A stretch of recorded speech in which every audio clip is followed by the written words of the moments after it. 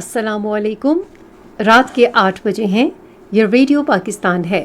خبر نامے کے ساتھ حاضر ہیں حمیرہ رانا اور نعیم زبیری۔ پہلے اہم خبروں کا خلاصہ۔ وزیر اعظم نے کہا ہے کہ اسلام آباد میں آئی ٹی پارک کے منصوبے سے ملک کا $25 ارب کا آئی ٹی برآمدی ہدف پورا کرنے میں مدد ملے گی۔ وزیر خزانہ نے ملک میں سرمایہ کاروں کو سہولت فراہم کرنے کے لیے تمام ضروری اقدامات کرنے کی یقین دہانی کرائی ہے۔ وزیر منصوبہ بندی نے کہا ہے کہ حکومت ملک کو اقتصادی بحران سے نکالنے کے لیے جلد 5 سالہ منصوبے کا اعلان کرے گی۔ وزیر اطلاعات نے کہا ہے کہ بجلی کی تقسیم کار کمپنیوں کی نجکاری اور بجلی چوری کی روک تھام کے لیے اقدامات کیے جا رہے ہیں۔ قانونی امور کے بارے میں حکومت کے ترجمان نے کہا ہے کہ ایک سیاسی گروہ کی ملک دشمن سرگرمیوں اور اس کے دشمن ملک سے روابط سے اس کا ایجنڈا بے نقاب ہو گیا ہے۔ پنجاب حکومت نے توانائی کی غیر ملکی کمپنیوں کے تعاون سے 7,000 ٹیوب ویلز کو شمسی توانائی پر منتقل کرنے کی منصوبہ بندی کی ہے۔ بھارت کے غیر قانونی زیر قبضہ جموں کشمیر میں کل جماعت حریت کانفرنس نے اسمبلی انتخابات کے اعلان کو عالمی برادری کو گمراہ کرنے کے لیے ڈھونگ قرار دیا ہے۔ بھارت میں ہزاروں جونیئر ڈاکٹرز نے اپنی ساتھی ڈاکٹر کی بے حرمتی اور قتل پر جاری احتجاج ختم کرنے سے انکار کر دیا ہے۔ کولمبیا نے غزہ میں فلسطینیوں کے قتل عام پر اسرائیل کو کوئلے کی برآمد پر پابندی عائد کر دی ہے۔ گزشتہ 24 گھنٹے کے دوران محصور غزہ میں اسرائیلی حملوں میں 40 فلسطینی شہید ہو گئے ہیں۔ پاکستان شاہینز اور بنگلہ دیش اے کے درمیان دوسرا 4 روزہ میچ کل سے اسلام آباد کلب میں کھیلا جائے گا۔ معروف فلم ساز، ہدایت کار اور اداکار شوکت حسین رضوی کی آج 25ویں برسی منائی گئی۔ قومی ہنگامی امدادی ادارے نے گلگت بلتستان اور آزاد کشمیر میں آج اور بلوچستان میں کل سے بارشوں کا انتباہ جاری کیا ہے۔ اور اب خبریں تفصیل کے ساتھ۔ وزیر اعظم محمد شہباز شریف نے کہا ہے کہ اسلام آباد میں آئی ٹی پارک منصوبے سے ملک کا $25 ارب کا آئی ٹی برآمدی ہدف پورا کرنے میں مدد ملے گی۔ انہوں نے یہ بات آج اسلام آباد میں انفارمیشن ٹیکنالوجی کے شعبے کے منصوبوں اور آئی ٹی برآمدات بڑھانے اور ڈیجیٹائز کرنے سے متعلق اقدامات پر عمل درآمد سے متعلق ایک جائزہ اجلاس کی صدارت کرتے ہوئے کہی۔ وزیر اعظم نے اسلام آباد میں آئی ٹی پارک کے جاری منصوبے پر ہونے والی پیش رفت پر اطمینان ظاہر کرتے ہوئے کہا کہ اس منصوبے سے ملک کی آئی ٹی برآمدات میں واضح اضافہ کرنے میں مدد ملے گی۔ اجلاس کو بتایا گیا کہ آئی ٹی پارک کے منصوبے پر کام تیزی سے جاری ہے اور اس سلسلے میں معاونت کرنے والی کورین کمپنی کے مطابق یہ منصوبہ اب اگلے سال جون کی بجائے فروری میں مکمل ہو جائے گا۔ اجلاس کو اسلام آباد میں شروع ہونے والے ڈیجیٹل سمارٹ سٹیز کے منصوبے کے بارے میں بھی بتایا گیا، جس کا مقصد اسلام آباد سٹی سپر ایپلیکیشن کے ذریعے شہریوں کو 150 خدمات تک آسان رسائی فراہم کرنا ہے۔ اس منصوبے کے تحت شہریوں کو وفاقی ترقیاتی ادارے اسلام آباد، پولیس اور صحت اور تعلیم کے محکموں کی خدمات ایک موبائل ایپ کے ذریعے دستیاب ہوں گی۔ اجلاس کو بتایا گیا کہ موبائل ایپ کے ذریعے ملک بھر میں وفاقی حکومت کی خدمات کی فراہمی کا عمل حتمی مراحل میں ہے۔ وزیر اعظم نے کہا کہ سرکاری خدمات کے لیے موبائل ایپ کے استعمال کے سلسلے میں شہریوں کی حوصلہ افزائی کی جانی چاہیے۔ اجلاس کو گزشتہ 5 ماہ کے دوران آئی ٹی کے شعبے کی کارکردگی کے بارے میں بھی بتایا گیا، جس دوران گزشتہ سال کی اسی مدت کے مقابلے میں آئی ٹی کے ماہرین کی تعداد میں 30% اضافہ ہوا ہے۔ گزشتہ 5 ماہ کے دوران 3 لاکھ طلبہ نے آئی ٹی سکلز پروگراموں میں تربیت کے لیے اپنا اندراج کرایا ہے، جبکہ اس مدت کے دوران 4 نئے انکیوبیشن سینٹر بھی شروع کیے گئے۔ اجلاس کو آئی ٹی شعبے کے مختلف منصوبوں میں سرمایہ کاری اور آئی ٹی ماہرین کی تعداد میں بتدریج اضافے کے بارے میں بھی بتایا گیا۔ نائب وزیر اعظم اور وزیر خارجہ اسحاق ڈار نے اسلام آباد میں ہونے والے شنگھائی تعاون تنظیم کی سربراہان مملکت کونسل کانفرنس کی تیاریوں کا جائزہ لینے کے لیے آج ایک اجلاس کی صدارت کی۔ انہوں نے رابطہ کمیٹی کے ارکان کو اس سلسلے میں کامیاب کانفرنس کے انعقاد کے لیے بروقت اور بہترین انتظامات یقینی بنانے کی ہدایت کی۔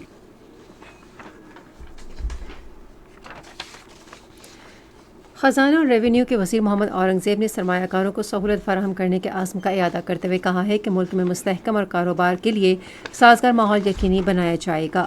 انہوں نے یہ بات آج مشرقی بینک کے صدر احمد عبداللہ کے ساتھ ورچوئل میٹنگ کے دوران کہی۔ وزیر خزانہ نے پاکستان کی مالی صورتحال میں مشرق بینک کی دلچسپی کو سراہتے ہوئے اس کے ساتھ دوبارہ بات چیت شروع کرنے میں دلچسپی ظاہر کی۔ انہوں نے پاکستان کے IT اور زرعی شعبوں میں سرمایہ کاری کے وسیع امکانات پر روشنی ڈالی۔ انہوں نے اقتصادی ترقی کے لیے مقامی اور بین الاقوامی سرمایہ کاروں پر زور دیا کہ وہ ان شعبوں میں سرمایہ کاری کریں۔ وزیر خزانہ نے ملک کی اقتصادی صورتحال کا جائزہ پیش کرتے ہوئے اقتصادی اشاریوں میں حالیہ بہتری اور کرنسی اور مالی منڈیوں میں استحکام کا ذکر کیا۔ مشرق بینک کے صدر نے حکومت کی پالیسیوں اور اقدامات کو سراہا۔ انہوں نے مالیاتی شعبے میں پاکستان کے ساتھ اشتراک عمل کو مضبوط کرنے میں بینک کی دلچسپی ظاہر کی۔ انہوں نے سرمایہ کاروں کے لیے پاکستان کو سب سے اہم منڈیوں میں سے ایک قرار دیتے ہوئے بنیادی ڈھانچے، توانائی، ٹیکنالوجی، زراعت اور چھوٹے اور درمیانے درجے کے کاروبار سمیت ممکنہ سرمایہ کاری کے شعبوں پر تبادلہ خیال کیا۔ ترقی اور منصوبہ بندی کے وزیر احسن اقبال نے ملک کی ترقی کے لیے اقتصادی پالیسیوں کے تسلسل اور سیاسی استحکام کو ضروری قرار دیا ہے۔ انہوں نے تحفظ خوراک کے حوالے سے آج لاہور میں ایک کانفرنس سے خطاب کرتے ہوئے کہا کہ ملک کی ترقی کے لیے نوجوانوں کو با اختیار بنانا اور معیشت میں خواتین کا کردار ناگزیر ہے۔ احسن اقبال نے کہا کہ تحفظ خوراک ملک درپیش سب سے بڑا مسئلہ ہے۔ آج پاکستان نہیں بلکہ پوری دنیا ایک بحرانی صورتحال سے دوچار ہے۔ دنیا میں آبادی کا دباؤ بالخصوص ڈیولپنگ کنٹریز میں تیزی کے ساتھ دنیا کے وسائل کو استعمال کر رہا ہے، اور اسی کے ساتھ ساتھ موسمیاتی تبدیلی نے اس پلانٹ کے اوپر جو زراعت کی پیداوار کے روایتی ذرائع ہیں ان سب کے لیے بے حد خطرات پیدا کر دیے ہیں۔ وفاقی وزیر نے کہا کہ قدرت نے پاکستان کو بے پناہ وسائل سے نوازا ہے جنہیں مؤثر طریقے سے استعمال کرنے کی ضرورت ہے۔ انہوں نے کہا کہ پاکستان آنے والے دنوں میں 1000 زرعی سائنسدانوں کو چین بھیجے گا جہاں وہ جدید زرعی مہارت سیکھیں گے۔ وزیر منصوبہ بندی نے کہا کہ موجودہ حکومت جلد 2024 تا 2029 کے 5 سالہ منصوبے کا اعلان کرے گی۔ سینٹ کے چیئرمین یوسف رضا گیلانی نے کہا ہے کہ عوام کو بنیادی سہولتوں کی فراہمی کے لیے تمام ممکنہ کوششیں جاری ہیں۔ انہوں نے میاں چنو میں کانووکیشن سے خطاب کرتے ہوئے امید ظاہر کی کہ حکومت ملک کو بحرانوں سے نکال کر ترقی کی راہ پر گامزن کرے گی۔ انہوں نے کہا کہ تعلیم یافتہ اور نوجوانوں کو معاشرے میں نمایاں تبدیلی لانے کی ضرورت ہے۔ بعد میں صحافیوں سے گفتگو کرتے ہوئے انہوں نے کہا کہ موجودہ صورتحال کا تقاضا ہے کہ تمام سیاسی جماعتیں ملک کی ترقی اور خوشحالی میں اپنا کردار ادا کریں۔ چیئرمین سینٹ نے کہا کہ میاں چنو میں یونیورسٹی کیمپس کے قیام کے لیے کوششیں کی جائیں گی۔ اطلاعات و نشریات کے وزیر عطاء اللہ طارر نے کہا ہے کہ بجلی کی ترسیلی کمپنیوں کی نجکاری اور بجلی چوری کی روک تھام کے لیے اقدامات کیے جا رہے ہیں۔ انہوں نے آج اسلام آباد میں صحافیوں سے گفتگو کرتے ہوئے کہا کہ عوام کو ریلیف فراہم کرنا، بالخصوص بجلی بلوں میں کمی کرنا مسلم لیگ نون کی قیادت کی اولین ترجیح ہے۔ انہوں نے کہا کہ وفاقی حکومت نے ملک بھر میں 200 یونٹ تک بجلی استعمال کرنے والے صارفین کو 50 ارب روپے کی اعانت دی ہے۔ انہوں نے واضح کیا کہ یہ رقم ترقیاتی بجٹ سے نکال کر بجلی بلوں میں ریلیف کے لیے دی گئی۔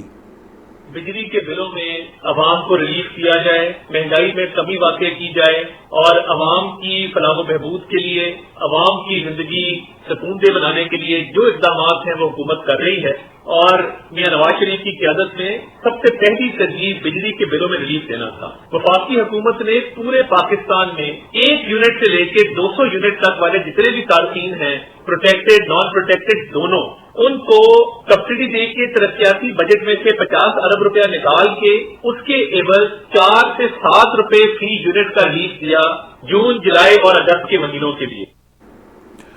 وفاقی وزیر نے کہا کہ پنجاب حکومت نے اب 201 سے 500 یونٹس کے درمیان یونٹس استعمال کرنے والے بجلی صارفین کو سبسڈی فراہم کرنے کے لیے اپنے ترقیاتی فنڈ سے 45 ارب روپے مختص کیے ہیں۔ انہوں نے کہا کہ ان اقدامات کو سراہا جانا چاہیے اور تنقید کے بجائے دوسروں کو بھی اس پر عمل کرنا چاہیے۔ عطاء اللہ طارر نے کہا کہ حکومت موجودہ حالات میں جو کر سکتی ہے وہ کر رہی ہے۔ انہوں نے کہا کہ مہنگائی کی شرح 23% سے کم ہو کر 11% ہو گئی ہے۔ وزیر اطلاعات نے کہا کہ بجلی کی قیمتوں میں مستقل کمی کے لیے اقدامات کیے جا رہے ہیں۔ قانونی امور کے بارے میں حکومت کے ترجمان بیرسٹر عقیل ملک نے کہا ہے کہ ایک مخصوص جماعت کی جانب سے ملکی سالمیت کے خلاف بیانات انتہائی قابل مذمت ہیں۔ انہوں نے آج اسلام آباد میں ایک پریس کانفرنس سے خطاب کرتے ہوئے کہا کہ پاکستان میں ایک گروہ کی جانب سے ملک کے خلاف منظم پروپیگنڈا کیا جا رہا ہے۔ جو ذہن میں آتا ہے آپ وہ زہر اگلتے ہیں. اس کے ساتھ آپ نے جو ملک دشمن ایجنڈے پہ جس طرح آپ کاربند ہیں، یہ سائفر سے بھی شروع کیا انہوں نے معاملہ اور خارجہ پالیسی تک یہ معاملہ لے گئے، اور آج بھی ان کی ایک ایسی زبردست قسم کی کوشش ہے کہ پاکستان کو ڈپلومیٹکلی آئسولیٹ کیا جائے، پاکستان کو انٹرنیشنل فورمز پہ جو ہے اس کی رسوائی کروائی جائے، اور صرف مقصد کیا ہے؟ مقصد یہ کہ کسی طرح ہم اقتدار میں واپس آ جائیں.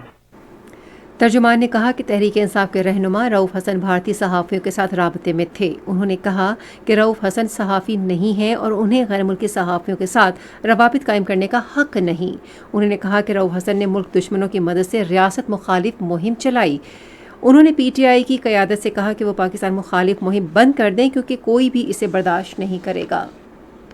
حکومت نے صوبائی حکومتوں اور نجی اداروں کے اشتراک سے ملک بھر میں 250 سے زائد ای روزگار مراکز قائم کرنے کا اعلان کیا ہے. وزارت آئی ٹی کے ترجمان کے مطابق ان مراکز کے قیام کا مقصد چھوٹے شہروں میں محنتی اور ہنرمند جوانوں کو ضروری سہولیات کی فراہمی کے ذریعے ڈیجیٹل مواقع تک رسائی میں ان کی مدد کرنا ہے. پنجاب میں سب سے پہلے وزیر اعظم شہباز شریف کی طرف سے متعارف کروائے گئے ای روزگار مراکز نہایت کارآمد ثابت ہوئے ہیں، جن سے لاکھوں نوجوان مستفید ہو چکے ہیں. یہ خبریں آپ ریڈیو پاکستان سے سن رہے ہیں. چین کی شمسی توانائی کمپنی نے پنجاب حکومت کے ساتھ ایک معاہدے پر دستخط کیے ہیں جس کے تحت چینی کمپنی صوبے میں شمسی توانائی کے پینل بنانے کا کارخانہ قائم کرے گی. پنجاب کے وزیر صنعت و تجارت چودھری شاف حسین اور چینی company AIKO south Pacific region کے صدر ایلیکس ہینگ نے معاہدے پر دستخط کیے. اس موقع پر گفتگو کرتے ہوئے صوبائی وزیر نے کہا کہ چینی کمپنی مقامی مارکیٹ میں سولر پینلز کی فراہمی کے علاوہ انہیں برآمد بھی کرے گی. چودھری شاف حسین نے کہا کہ بہت سی غیر ملکی کمپنیوں نے پنجاب کی شمسی توانائی کے منصوبے میں سرمایہ کاری میں دلچسپی ظاہر کی ہے. انہوں نے کہا کہ صوبائی حکومت توانائی کمپنیوں کے تعاون سے 7000 ٹیوب ویلز کو شمسی توانائی پر منتقل کرنے کا منصوبہ بنا رہی ہے. پنجاب حکومت کم آمدن والے گھرانوں کو شمسی پینل فراہم کرے گی. موسمیاتی تبدیلی کے بارے میں وزیر اعظم کی رابطہ کار رومینہ خورشید عالم نے کہا ہے کہ حکومت موسمیاتی تبدیلی سے پیدا ہونے والے مسائل سے نمٹنے کے لیے امدادی اداروں کے تعاون سے وسائل کو بروئے کار لا رہی ہے اور مختلف منصوبوں پر کام جاری ہے. انہوں نے ان خیالات کا اظہار آج اسلام آباد میں اقوام متحدہ کے ترقیاتی پروگرام کے وفد سے ملاقات کے دوران کیا. رومینہ خورشید عالم نے کہا منصوبوں پر ہونے والی پیش رفت کا جائزہ لینے کے لیے ڈیش بورڈ قائم کیا جا رہا ہے. انہوں نے کہا کہ وزارت اقوام متحدہ کے ترقیاتی پروگرام کے تعاون سے ملک بھر میں مونٹریال پروٹوکول کے تحت منصوبہ شروع کر رہی ہے جو اورزون اور ہائیڈرو کلورو فلورو کاربن کا مسئلہ حل کرے گا. اجلاس میں گلوف 2 منصوبے پر بھی بحث ہوئی جو گلگت بلتستان کے 10 اضلاع اور خیبر پختونخوا کے 8 اضلاع میں شروع کیا گیا ہے. امور کشمیر اور گلگت بلتستان کے وزیر انجینئر امین مقام نے وزیر اعلیٰ خیبر پختونخوا سے کہا ہے کہ وہ الزامات لگانے کے بجائے عوام کے مسائل حل کریں. انہوں نے آج اسلام آباد میں ایک نیوز کانفرنس سے خطاب کرتے ہوئے کہا کہ کھوکھلے نعرے اور دعوے کافی نہیں اور عوام کو ریلیف فراہم کرنے کے لیے عملی اقدامات کرنے چاہیے. انہوں نے کہا کہ حکومت خیبر پختونخوا صرف لوگوں کا وقت ضائع کر رہی ہے کیونکہ گزشتہ 10 سال میں انہوں نے کچھ نہیں کیا. خیبر پختونخوا کے گورنر فیصل کریم کنڈی نے ملک کی ترقی میں قبائلی عوام کے کردار کو سراہا ہے. انہوں نے آج ضلع خیبر کے ایک وفد سے ملاقات میں منتخب نمائندوں پر زور دیا کہ وہ لوگوں کی فلاح و بہبود کے لیے کام کریں. فیصل کریم کنڈی نے کہا کہ حکومت قبائلی عوام کا احساس محرومی دور کرے گی اور ان کے حقیقی مسائل وفاقی حکومت کے سامنے پیش کیے جائیں گے. ایم پاکس وائرس کے خطرے کے پیش نظر اسلام آباد کی انتظامیہ نے شہریوں کا تحفظ یقینی بنانے کے لیے کوششیں تیز کر دی ہیں. اسلام آباد انتظامیہ کے ترجمان نے کہا کہ اسلام آباد کے ڈپٹی کمشنر عرفان نواز میمن نے محکمہ صحت کے حکام کو اسلام آباد کے بین الاقوامی ہوائی اڈے پر اسکریننگ یقینی بنانے کی ہدایت کی ہے. محکمہ صحت کا عملہ بیرون ملک سے آنے والے ہر مسافر کی اسکریننگ کر رہا ہے. یہ خبریں ریڈیو پاکستان سے نشر کی جا رہی ہیں. آج انسانی ہمدردی کا عالمی دن منایا جا رہا ہے. اس سال دن کا موضوع ہے انسانیت کے لیے کام. یہ دن منانے کا مقصد ان شہریوں اور امدادی کارکنوں کو یاد کرنا ہے جو بین الاقوامی قانون کے تحفظ کے باوجود شورش زدہ علاقوں میں مارے گئے، زخمی ہوئے یا اغوا کر لیے گئے. انسانی امور کے رابطے کے بارے میں اقوام متحدہ کے دفتر نے کہا ہے کہ عالمی تنازعات میں امدادی کارروائیوں میں پیش رہنے والے امدادی کارکن بڑی تعداد میں ہلاک ہو رہے ہیں. اقوام متحدہ کے دفتر نے ایک بیان میں کہا کہ گزشتہ سال 33 ملکوں میں 280 امدادی کارکن ہلاک ہوئے. ادھر اقوام متحدہ کے سیکرٹری جنرل اینٹونیو گوترس نے ایکس پر کہا ہے کہ غزہ اور سوڈان جیسے علاقوں میں کئی امدادی کارکنوں پر حملے ہوئے جن میں وہ ہلاک یا زخمی ہوئے. انہوں نے کہا کہ ان حملوں میں ملوث عناصر کو انصاف کے کٹہرے میں لانے کے لیے ان سے کوئی رعایت نہ برتی جائے. پنجاب کی وزیر اعلیٰ مریم نواز شریف نے کہا ہے کہ انسانیت کی خدمت قوم کی ترقی اور خوشحالی کی ضامن ہے. انہوں نے آج انسانیت کے عالمی دن کے موقع پر اپنے پیغام میں کہا کہ انسانیت کی خدمت ان کی حکومت کا منشور اور نصب العین ہے. انہوں نے کہا کہ ایسے معاشرے کے قیام کے لیے کوششیں جاری ہیں جہاں ہر شخص عزت کے ساتھ زندگی بسر کر سکے. کل جماعتی حریت کانفرنس نے بھارتی الیکشن کمیشن کی طرف سے مقبوضہ جموں کشمیر میں اسمبلی انتخابات کرانے کے اعلان کو محض ایک ڈھونگ قرار دیا ہے جس کا مقصد عالمی برادری کو گمراہ کرنا ہے. حریت رہنماؤں نے اپنے بیان میں کہا کہ اس طرح کی مشق بین الاقوامی طور پر تسلیم شدہ متنازع علاقے کے عوام کو رائے شماری کے ذریعے اپنے مستقبل کا فیصلہ کرنے کے حق کا متبادل نہیں ہو سکتی. حریت رہنماؤں نے کشمیری عوام پر زور دیا کہ وہ اپنی صفوں میں اتحاد و اتفاق کو فروغ دیں تاکہ بھارتیہ جنتا پارٹی حکومت کی مذموم سازشوں کو ناکام بنایا جا سکے. غیر قانونی طور پر نظر بند کل جماعتی حریت کانفرنس کے سینئر رہنما شبیر احمد شاہ کی سربراہی میں قائم Jammu Kashmir democratic freedom party نے حق خود ارادیت کے حصول کے لیے کشمیریوں کی منصفانہ جدوجہد آزادی کو دبانے کے لیے ظالمانہ قوانین کے استعمال، جائیدادوں پر قبضے، گرفتاریوں، محاصرے اور تلاشی کی کارروائیوں پر تشویش ظاہر کی ہے. پارٹی نے جھوٹے الزامات کے تحت جیلوں میں قید حریت رہنماؤں، انسانی حقوق کے کارکنوں، صحافیوں اور سول سوسائٹی کے کارکنوں کی مسلسل غیر قانونی نظر بندی کی مذمت کی. بھارت میں ہزاروں جونیئر ڈاکٹرز نے اپنی ساتھی ڈاکٹر کی بے حرمتی اور قتل پر احتجاجی مظاہرے ختم کرنے سے انکار کر دیا ہے. ڈاکٹروں نے اسپتالوں میں خدمات کی فراہمی ایک ہفتے سے معطل کر رکھی ہے اور وہ ملک بھر میں احتجاجی مظاہرے کر رہے ہیں اور دوران ڈیوٹی محفوظ ماحول اور جرم کی تیز تر تفتیش کا مطالبہ کر رہے ہیں. ڈاکٹروں نے 31 سالہ لیڈی ڈاکٹر کے قتل کے بعد ایمرجنسی کے علاوہ مریضوں کا معائنہ کرنے سے انکار کر دیا ہے. کولمبیا کے صدر اور متعدد وزراء کے دستخط سے جاری حکم نامے میں کولمبیا نے اسرائیل کو کوئلے کی برآمد پر پابندی لگا دی ہے. صدر گستاوو پیٹرو نے سماجی رابطے کی ویب سائٹ ایکس پر کہا کہ فلسطینی بچوں کو قتل کرنے کے لیے کولمبیا کا کوئلہ بم بنانے میں استعمال ہوتا ہے. کولمبیا کوئلے کی مجموعی پیداوار کا 5% اسرائیل کو برآمد کرتا ہے اور اس نے مئی میں اسرائیل کے ساتھ سفارتی تعلقات بھی منقطع کر دیے تھے. گزشتہ 24 گھنٹے کے دوران محصور غزہ میں جاری اسرائیلی حملوں میں 40 فلسطینی شہید ہو گئے. گزشتہ سال 7 اکتوبر سے اب تک غزہ میں اسرائیلی جارحیت میں شہید فلسطینیوں کی تعداد اب 40,139 ہو گئی ہے. تقریباً 20 لاکھ فلسطینی بے گھر ہو چکے ہیں جن کو سنگین انسانی بحران کا سامنا ہے. امریکہ کے وزیر خارجہ اینٹونی بلنکن نے سعودی ہم منصب شہزادہ فیصل بن فرحان کو ٹیلی فون کیا اور مشرق وسطیٰ کے کئی اہم امور پر تبادلہ خیال کیا. بات چیت کے دوران اینٹونی بلنکن نے غزہ میں انسانی ہمدردی کی بنیاد پر امداد کی فراہمی میں سہولیات فراہم کرنے پر سعودی عرب کی کوششوں کو سراہا. چین اور ویتنام نے برآمدات میں اضافے کے لیے سرحد پار ریلویز میں توسیع کے لیے 14 معاہدوں پر دستخط کیے ہیں. چین کے صدر شی جن پنگ اور ویتنام کے نئے صدر ٹو لیم نے بیجنگ میں معاہدوں پر دستخط کیے. ٹو لیم نے کہا کہ ان کا دورہ چین ویتنام کی حکومت کے اس عزم کا اظہار ہے کہ وہ چین کے ساتھ اپنے تعلقات کو انتہائی اہمیت دیتی ہے.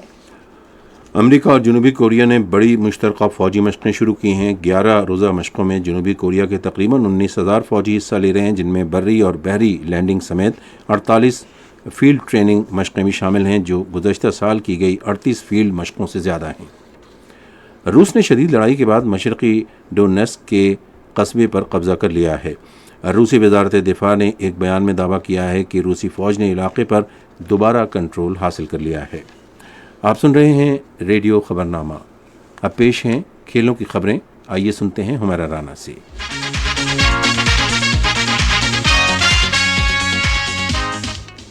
میزبان پاکستان اور بنگلہ دیش کے درمیان پہلا ٹیسٹ میچ بدھ سے راولپنڈی کرکٹ اسٹیڈیم میں شروع ہوگا. اس سے پہلے بنگلہ دیش کرکٹ بورڈ کی مشاورت سے پاکستان کرکٹ بورڈ نے دونوں ٹیموں کے درمیان دوسرا ٹیسٹ میچ کراچی سے راولپنڈی منتقل کرنے کا فیصلہ کیا تھا. دوسرا ٹیسٹ اس ماہ کی 30 تاریخ سے کھیلا جائے گا. فاسٹ بولر عامر جمال کو بنگلہ دیش کے خلاف سیریز سے پہلے ٹیسٹ اسکواڈ سے آرام دیا گیا ہے. پاکستان کرکٹ بورڈ کے مطابق عامر جمال ٹیسٹ اسکواڈ کا حصہ تھے لیکن فٹنس مسائل کی وجہ سے انہیں نیشنل کرکٹ اکیڈمی لاہور میں اپنی فٹنس پر توجہ دینے کی ہدایت کی گئی ہے. عامر جمال اس سال کاؤنٹی کرکٹ کھیلنے کے دوران کمر کی درد کا شکار ہو گئے تھے اور وہ اس سے صحتیابی کے لیے کوشاں ہیں۔ پاکستان شاہینز کرکٹ ٹیم کل سے اسلام آباد کلب میں بنگلہ دیش اے کے خلاف دوسرا 4 روزہ میچ کھیلے گی۔ اس سے پہلے 4 روزہ میچ کسی نتیجے کے بغیر ختم ہوا تھا۔ پاکستان ٹیسٹ اسکواڈ میں جگہ نہ پانے والے بلے باز کامران غلام دوسرے 4 روزہ میچ میں ابرار احمد کے ساتھ شاہینز کی قیادت کریں گے۔ پاکستان کرکٹ بورڈ کے چیئرمین محسن نقوی نے کہا ہے کہ اسٹیڈیمز میں بنیادی سہولیات کی فراہمی ان کی ترجیح ہے۔ آج قذافی اسٹیڈیم لاہور میں صحافیوں سے گفتگو کرتے ہوئے انہوں نے کہا کہ پاکستان کے کھیلوں کے میدانوں کا دنیا کے بہترین اسٹیڈیمز میں شمار ہوگا۔ تینوں اسٹیڈیم ہمارے لیے ایک ناممکن سا پروجیکٹ تھا۔ ہوپ فلی انشاءاللہ تعالی ہم چیمپئنز ٹرافی سے پہلے اللہ تعالیٰ نے چاہا تو یہ کمپلیٹ کر لیں گے اور یہاں پہ چیمپئنز ٹرافی کے میچ اور فائنل تک یہیں پہ لاہور میں ہو رہے ہیں تو یہیں پہ ہوں گے انشاءاللہ۔ اسٹیڈیم سارے کے سارے پورے اپ گریڈ ہوں گے۔ اور انٹرنیشنل کرکٹ کونسل نے آج ملیشیا میں 19 برس سے کم خواتین کے ICC T20 عالمی کپ ٹورنامنٹ 2025 کے میچ شیڈول کا اعلان کیا ہے۔ ٹورنامنٹ میں دنیا بھر سے 16 ٹیمیں حصہ لیں گی جبکہ کل 41 میچ کھیلے جائیں گے۔ ٹورنامنٹ اگلے سال 18 جنوری سے 2 فروری تک کھیلا جائے گا۔ ٹیموں کو 4 گروپوں میں تقسیم کیا گیا ہے اور ہر گروپ میں 4 ٹیمیں ہوں گی۔ گروپ اے میں Bharat, West Indies, Sri Lanka, Malaysia. Group B میں پاکستان، انگلینڈ، آئرلینڈ، امریکہ۔ گروپ سی میں نیوزی لینڈ، جنوبی افریقہ کا کوالیفائر ملک سموا، اور گروپ ڈی میں آسٹریلیا، بنگلہ دیش، ایشیا سے کوالیفائر ملک اور اسکاٹ لینڈ شامل ہوں گے۔ پاکستان اپنا پہلا میچ آئندہ برس 18 جنوری کو امریکہ کے خلاف کھیلے گا۔ یہ تو تھی کھیل کے میدان سے کچھ خبریں، اور اب نعیم زبیری سے جانتے ہیں کہ تجارت کی دنیا میں کیا ہو رہا ہے۔ پاکستان نے رواں مالی سال کے پہلے ماہ میں مختلف ملکوں میں انفارمیشن ٹیکنالوجی کی متعدد خدمات فراہم کرتے ہوئے 29 کروڑ 97 لاکھ ڈالر کا زر مبادلہ کمایا۔ پاکستانی ادارہ شماریات کے مطابق آئی ٹی خدمات کی فراہمی سے کمائے گئے سرمایہ میں 32.4% اضافہ ریکارڈ کیا گیا، جبکہ گزشتہ مالی سال کے اسی عرصے میں یہ منافع 22 کروڑ 49 لاکھ 50 ہزار ڈالر ریکارڈ کیا گیا۔ رواں مالی سال کے پہلے ماہ میں سافٹ ویئر کنسلٹنسی کے شعبے میں برآمدات 23.09% اضافے کے ساتھ 23 کروڑ 7 لاکھ 50 ہزار ڈالر ریکارڈ کی گئیں، جبکہ گزشتہ مالی سال کے اسی عرصے میں یہ 18 لاکھ 74 ہزار 70 ہزار ڈالر رہیں۔ پاکستان اسٹاک ایکسچینج میں آج مندی کا رجحان دیکھا گیا کہ SC 100 انڈیکس 214 پوائنٹس کی کمی کے بعد مارکیٹ کے اختتام پر 77,830 پوائنٹس پر بند ہوا۔ مجموعی تجارتی حجم 471 ملین سے زائد حصص ریکارڈ کیا گیا۔ آج مجموعی طور پر 441 کمپنیوں کے حصص کا لین دین ہوا، جس میں سے 115 کمپنیوں کے حصص کی قیمتوں میں اضافہ، 275 میں کمی، جبکہ 51 کمپنیوں کے حصص کی قیمتوں میں استحکام دیکھا گیا۔ ہائسٹ پارک لمیٹڈ کمپنی کے حصے کی قیمتوں میں سب سے زیادہ 101 روپے 77 پیسے کا اضافہ، جبکہ یونیلیور پاکستان فوڈز کے حصے کی قیمتوں میں 436 روپے 21 پیسے کی کمی ہوئی۔ نیشنل بینک کے اعلان کے مطابق روپے اور دیگر غیر ملکی کرنسیوں کے درمیان شرح تبادلہ: امریکی ڈالر قیمت خرید 278 روپے 45 پیسے اور قیمت فروخت 278 روپے 95 پیسے، پاؤنڈ اسٹرلنگ 360 روپے 73 پیسے اور 361 روپے 37 پیسے، یورو 307 روپے 97 پیسے اور 308 روپے 52 پیسے، سعودی ریال 74 روپے 20 پیسے اور 74 روپے 34 پیسے، جاپانی ین قیمت خرید 1 روپے 87 پیسے اور قیمت فروخت 1 روپے 87 پیسے۔ آج کراچی میں 10 گرام سونے کی قیمت 2,23,169 روپے رہی۔ کراچی پورٹ ٹرسٹ پر گزشتہ 24 گھنٹے کے دوران 2,46,906 میٹرک ٹن برآمدی اور درآمدی سامان کی نقل و حمل ہوئی۔ یہ تھیں کچھ اہم تجارتی خبریں، اور اب سنتے ہیں کچھ خبریں فن کی دنیا سے متعلق۔ ممتاز پروڈیوسر، ہدایت کار اور اداکار شوکت حسین رضوی کی 25ویں برسی آج منائی گئی۔ ان کے حالات زندگی کے بارے میں ریڈیو پاکستان کے لاہور کے نمائندے سجاد پرویز کی رپورٹ سنتے ہیں۔ سید شوکت حسین رضوی سن 1913 میں مرزا پور، بھارت میں پیدا ہوئے تھے۔ انہوں نے اپنی فلمی زندگی کا آغاز کلکتہ کے میڈن تھیٹر سے کیا، جہاں انہوں نے بحیثیت تدوین کار اپنے کام میں مکمل دسترس حاصل کی۔ میں نے اپنی فلمی زندگی کا آغاز یعنی سمجھے کہ سن 30 یا 31 سے شروع ایز اے فلم ایڈیٹر تو نہیں بنا تھا، مگر اس ڈپارٹمنٹ میں داخل ہوا۔ لاہور کے مشہور فلم ساز سیٹھ دل دل سکھ پنچولی انہیں کلکتہ سے لاہور لے آئے، جہاں انہوں نے گل بکاؤلی، خزانچی اور کچھ دیگر فلموں کی تدوین بڑے ہنرمندانہ طریقے سے کی، جس کے بعد سیٹھ پنچولی نے اپنی پہلی مسلم سماجی فلم خاندان کی ہدایت کاری ان کے حوالے کر دی، اور انہوں نے اپنی اس اولین فلم سے ایک کامیاب ہدایت کار کی حیثیت سے اپنا لوہا منوا لیا۔ اس فلم کی کہانی امتیاز علی تاج نے تحریر کی تھی، اور یہی وہ فلم تھی جس میں انہوں نے نور جہاں کو پہلی مرتبہ ان کے مقابلے میں ہیروئن کے طور پر پیش کیا۔ اسی فلم کے دوران سید شوکت حسین رضوی اور نور جہاں نے شادی کر لی۔ کچھ عرصے کے بعد یہ فلمی جوڑا بمبئی منتقل ہو گیا، جہاں سید شوکت حسین رضوی نے دوست، نوکر، زینت اور جگنو نامی فلموں کی ہدایات دی۔ قیام پاکستان کے بعد سید شوکت حسین رضوی لاہور میں قیام پذیر ہوئے، جہاں انہیں پہلے شیش محل نامی ایک وسیع و عریض عمارت اور پھر سیٹھ دل سکھ پنچولی کا فلم اسٹوڈیو الاٹ ہوا۔ سید شوکت حسین رضوی نے اسٹوڈیو کو شاہ نور اسٹوڈیو کا نام دیا۔ پاکستان میں ان کی پہلی فلم چنوے تھی۔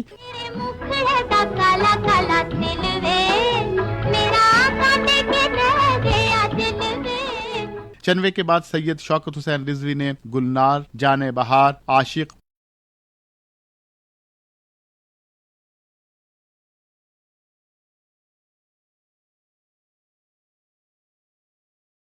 چلنے والی گاڑیوں کی سروس کا آغاز کیا ہے، جس کا مقصد سیاحوں کو آسان اور آرام دہ سہولت فراہم کرنا ہے۔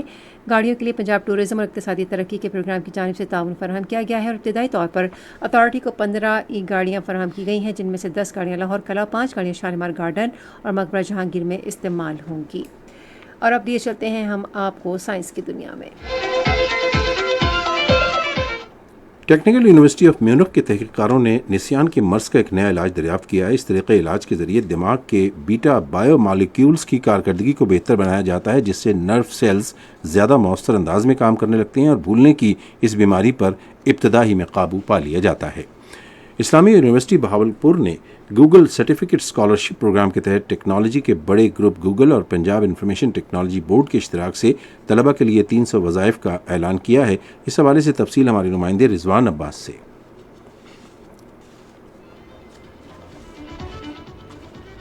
اسلامیہ یونیورسٹی بہاولپور کے ترجمان کے مطابق پروگرام کے تحت طلباء و طالبات کو 6 ماہ کی مفت تربیت دی جائے گی، جس کے بعد آن لائن ذرائع سے روزگار حاصل کر سکیں گے۔ ترجمان نے بتایا کہ ان وظائف کے حصول کے بعد طلباء گوگل سرٹیفائیڈ ہو کر عالمی جاب مارکیٹ کے لیے کوالیفائی کر سکتے ہیں۔ ترجمان نے مزید بتایا کہ خواہش مند طلباء و طالبات سرسادگی ریسرچ اینڈ کمپیوٹنگ مرکز، مرکزی لائبریری، بغداد الجدید کیمپس، اسلامیہ یونیورسٹی بہاولپور کا دورہ کر سکتے ہیں۔ مورنگا بے شمار خوبیوں سے مالا مال پودا ہے، اس لیے اس کی کاشت ملک کی تقدیر بدل سکتی ہے۔ زرعی یونیورسٹی فیصل آباد کی جانب سے جاری کردہ پریس ریلیز میں زرعی ماہرین نے بتایا ہے کہ اس کے پودے میں دہی اور دودھ سے دگنی پروٹین، گاجر سے 4 گنا زیادہ وائٹامن اے، سنگترے سے 7 گنا زیادہ وائٹامن سی، کیلے سے 3 گنا زیادہ پوٹاشیم موجود ہے۔ مورنگا کی اہمیت کو اجاگر کرتے ہوئے سائنسدانوں نے وضاحت کی ہے کہ محکمہ زراعت مورنگا کی کاشت کو فروغ دینے کے لیے خصوصی اقدامات کر رہا ہے۔ قومی ہنگامی امدادی ادارے نے گلگت بلتستان اور آزاد کشمیر میں آج اور بلوچستان میں کل سے بارشوں کا انتباہ جاری کیا ہے۔ تفصیل ہمارے نمائندے حماد کیانی سے۔ قومی ہنگامی امدادی ادارے کے مطابق بعض علاقوں میں شدید بارشوں کا اگلا سلسلہ کل شروع ہوگا، جو جمعرات تک جاری رہے گا۔ بارشوں سے خضدار لسبیلا، آوران، جھل مکسی، واشک، موسا خیل، دکی، بارکھان، سبی اور کوہلو کے ندی نالوں میں سیلاب کا خدشہ ہے۔ ادارے نے تمام متعلقہ حکام اور عوام پر زور دیا ہے کہ وہ سیلاب کے ممکنہ اثرات سے بچنے کے لیے احتیاطی تدابیر اختیار کریں۔ NDMA نے لوگوں کو مشورہ دیا ہے کہ وہ موسم کی صورتحال سے باخبر رہیں اور موسمیاتی صورتحال کا جائزہ لینے اور اس حوالے سے بروقت اطلاعات کے حصول کے لیے mobile app Pak NDMA disaster alert download لوڈ کریں۔ ادارے کے ترجمان نے ایک بیان میں کہا کہ درجہ حرارت میں اضافے سے زیادہ برف پگھلنے اور شدید بارشوں کے باعث دریا میں پانی کے اخراج میں اضافہ متوقع ہے۔ ادارے نے خیبر پختونخوا کے اضلاع چترال، دیر، چارباغ، مالاکنڈ، ہزارہ، میرپور، مانسیرہ اور ایبٹ آباد، گلگت بلتستان کے اضلاع گلگت، دیامر، نگر اور ہنزا میں بھی شدید بارشوں کی پیشگوئی کی ہے۔ موسم کی تازہ ترین صورتحال جانتے ہیں ماہر موسمیات غلام مرتضیٰ سے۔ موسم کی تازہ ترین صورتحال کے مطابق مونسون کا حالیہ سلسلہ اس وقت مغربی بلوچستان میں موجود ہے، جو کہ کوئٹہ، چمن، زیارت مستوں میں بارش کا باعث بن رہا ہے۔ تاہم آج شام رات سے مونسون کا یہ حالیہ سلسلے میں کمی کا امکان ہے۔ تاہم کل شام رات سے پرسوں ایک نیا سلسلہ ملک کے بالائی حصوں میں داخل ہوگا، جس کے باعث کشمیر، شمال مشرقی پنجاب، خطہ پٹوار، خیبر پختونخوا میں موسلادھار بارشیں شروع ہو جائیں گی، جبکہ شمال مشرقی بلوچستان اور گلگت بلتستان میں ہلکی سے درمیانے درجے کی بارشوں کا سبب بنے گا۔ آج ریکارڈ کیے گئے زیادہ درجہ حرارت نوکنڈی میں 43، چلاس میں 41 اور دالبندری میں 40 ڈگری سینٹی گریڈ ریکارڈ کیا گیا۔ اسی طرح ملک کے دوسرے شہروں کے زیادہ درجہ حرارت اسلام آباد میں 36، مری میں 25، لاہور میں 34، کراچی میں 34، پشاور میں 37، کوئٹہ میں 35، مظفر آباد میں 37، گلگت میں 37، اسکردو میں 29، سری نگر میں 32، جموں میں 34، لیہ میں 25، پلوامہ میں 31 اور اننت ناگ میں 33 اور شپیاں میں زیادہ درجہ حرارت 31 ڈگری سینٹی گریڈ ریکارڈ کیا گیا۔ خبرنامہ ختم کرنے سے پہلے اہم خبروں کا خلاصہ ایک بار پھر۔ وزیر اعظم نے کہا ہے کہ اسلام آباد میں آئی ٹی پارک کے منصوبے سے ملک کا 25 ارب ڈالر کا آئی ٹی برآمدی ہدف پورا کرنے میں مدد ملے گی۔ اور وزیر منصوبہ بندی نے کہا ہے کہ حکومت ملک کو اقتصادی بحران سے نکالنے کے لیے جلد 5 سالہ منصوبے کا اعلان کرے گی۔ خبرنامہ آپ نے سنا۔ پینل انجینئر تھے محمد اویس معراج، سپروائزر شعبہ اردو منصور الرشید، مدیر ہوم ڈیسک حماد کیانی، مدیر فورن ڈیسک کمل شمیم، نیوز پروڈیوسر عبدالباسط خان، مدیر اعلیٰ رانا غلام مصطفیٰ، نگران اعلیٰ امان اللہ سپرا۔ پیشکش شعبہ خبر ریڈیو پاکستان۔ مزید خبروں اور تجزیوں کے لیے ہماری ویب سائٹ ہے radio.gov.pk اور آپ ریڈیو پاکستان کے آفیشیل فیس بک پیج ریڈیو پاکستان نیوز پر خبرنامے کی براہ راست ویڈیو اسٹریمنگ بھی ملاحظہ کر سکتے ہیں۔